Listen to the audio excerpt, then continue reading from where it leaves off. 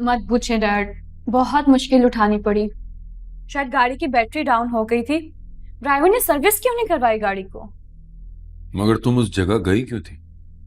वो तो जो गाड़ियों का पार्किंग एरिया है वहां तो सिर्फ ऑफिसेज हैं, जनरल पब्लिक का एरिया तो नहीं है। मॉम, आप जानती है ना मेरी फ्रेंड उर्वा, उसका भाई वहाँ काम करता है। वो घर पे कुछ डॉक्यूमेंट्स भूल गया था। उर्वा ने कहा कि ड्रॉप करने चलते हैं, तो मैं चली गई। ऐसे ही एहतियात कर, ऐसे ही कहीं भी मत चली जाए करो।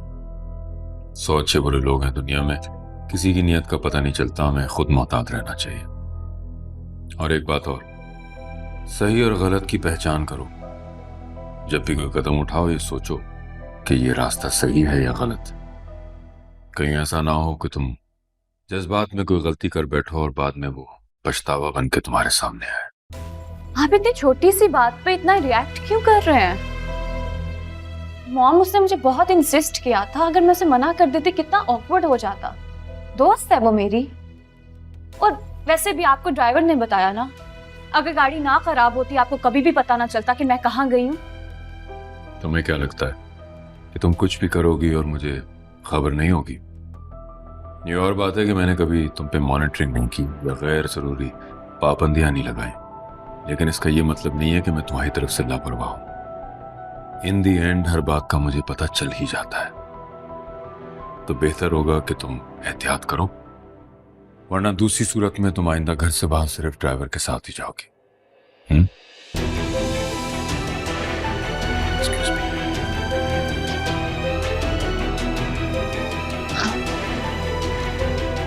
ये क्या बात हुई मॉम? आपने सुना ना, अलबत्ता कि मुझे नई गाड़ी लेकर दे, मुझे लेक्चर देकर चले गए। क्या मेरी गलती से गाड़ी खराब हुई है क्या? मैं क्या अकेले घर से बाहर भी नहीं जा सकती? खाना खा लो। तुम खाओ।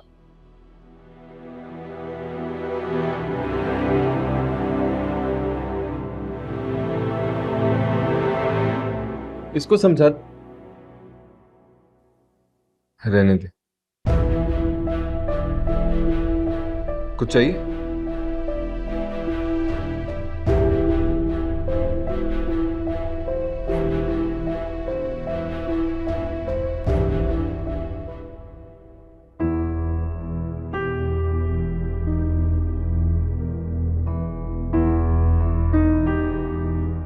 वैसे ये भी खूब रही। गुस्सा आपको समी की बात का था और मलाल सबीन का सामना होने का।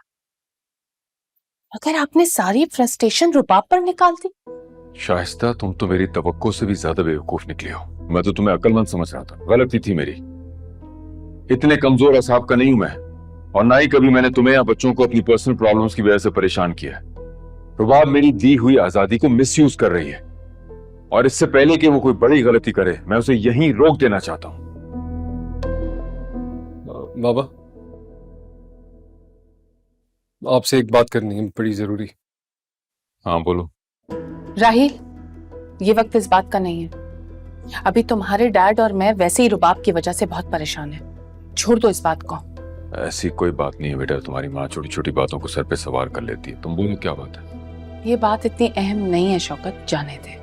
इसका मतलब ये है कि तुम जानती हो और मुझसे छुपा रही थी। बताओ क्या बात है बेटा?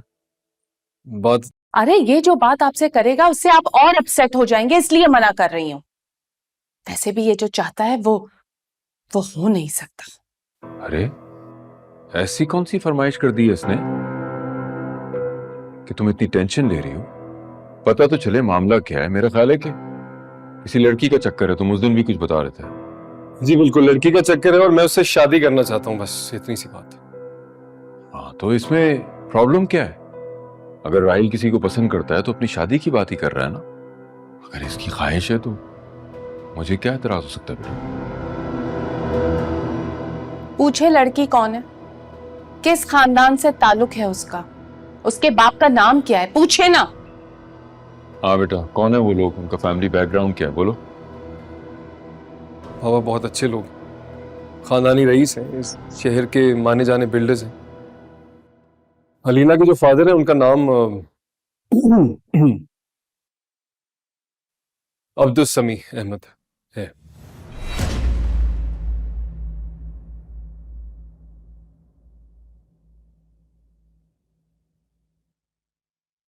सिकंदर, जी थोड़ी देर पहले ही आ जाते तुम। तुम्हें पता है सबा के घर वाले अभी गए हैं, तुम्हारा इंतजार कर रहे थे।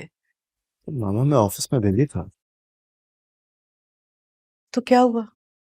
तुम्हारे बाबा भी तो आ गए थे ना, तुम भी आ जाते।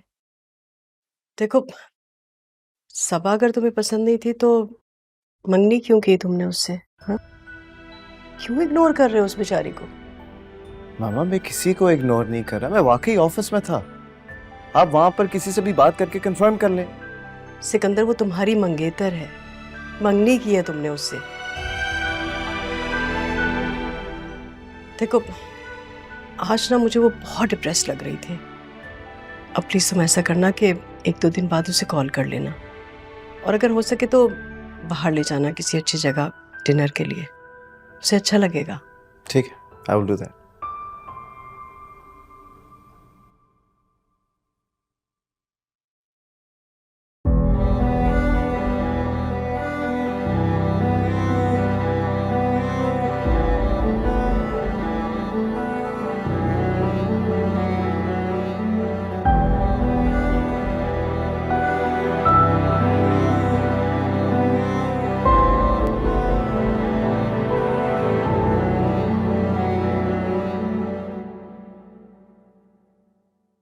कितना मुश्किल होता है ना भाई, सबसे अपनी फीलिंग्स छुपाना और किसी अनजान शख्स के साथ जिंदगी गुजारने का फैसला कर लेना। मुश्किलें तो जिंदगी का हिस्सा है लीला, और जहाँ मुश्किलें हैं वहाँ कुछ नामुमकिन नहीं होता। तुम्हें पता है, मैं जब भी रुबाब के बारे में सोचता हूँ ना, तो मुझे अपनी हमाकत पर हंसी आने लगती है। वो कुछ जानती नहीं है यार, तो फिर उसे मेरा एहसास क्या होगा? मैं क्यों बिला वजह उसके लिए अपना दिमाग खराब करूं? आपकी फीलिंग्स तो वन साइडेड है भाई, इसीलिए आपने पीछे हटने का फैसला कर लिया। अगर फीलिंग्स म्यूचुअल होती और रुबाब भी आपसे उतनी ही मोहब्बत करती होती जितनी आप उससे करते हैं, तो शायद आप इतनी आसानी से अपनी मोहब्बत से पीछे नहीं हटते। हवा से बगावत ना करते। राहिल, तुमने ये सोचा भी कैसे कि समी की बेटी इस घर की बहू बन सकती है, जबकि तुम्हें पता है हमारे दरमियान एक नफरत की दीवार खड़ी है। जानता हूँ बाबा, पर आप दोनों की दुश्मनी और नफरत से कहीं ज्यादा ताकतवर मेरी मोहब्बत है। राहिल! बाबा, मैं अलीना से शादी करूंगा और ये मैं तय कर चुका हूँ। आपकी और समी अंकल के जो भी डिफरेंसेस हैं, उसकी वजह से मैं अपनी मोहब्बत नहीं भूल सकता। मैं अलीना को नहीं छोड़ सकता, मैं अलीना को नहीं छोड़ूंगा, और ये फैसला है मेरा।